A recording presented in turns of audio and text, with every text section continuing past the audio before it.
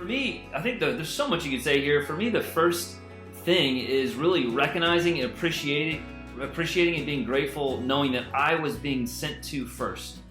In two ways. One, the clearest way is that I have already had Jesus sent to me, that God had one son and he sent him, he made him a missionary.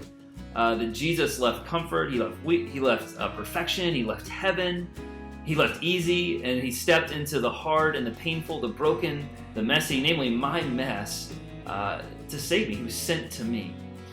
And I love that's what 1 John says, that God showed us so much love that he sent his one and only son.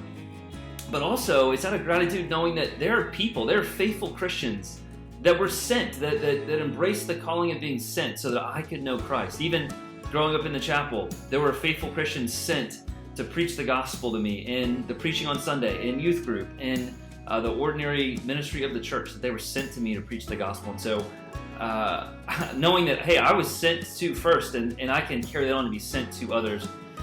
But the other thing for me is just at an identity level, we are sent ones, right?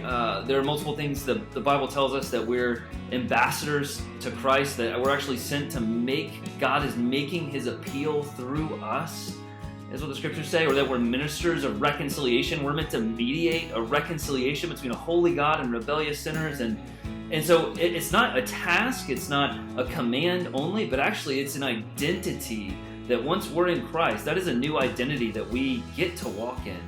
And so, and thirdly, I think it was just realizing for me that it's not like a pro-Christian thing. It's not like you've been to seminary, so you're a sent thing. That just being sent and embracing being sent as a Christian is just the job for the ordinary Christian. It's open and available and a role and identity for the ordinary Christian. The Great Commission is not just a mission for like the pros or the staff or the seminarians, but for ordinary, faithful Christians with a sent mentality, taking the gospel that lives in them into the nooks and crannies of their life in our world where no pro, pastor, staff, whatever, could go.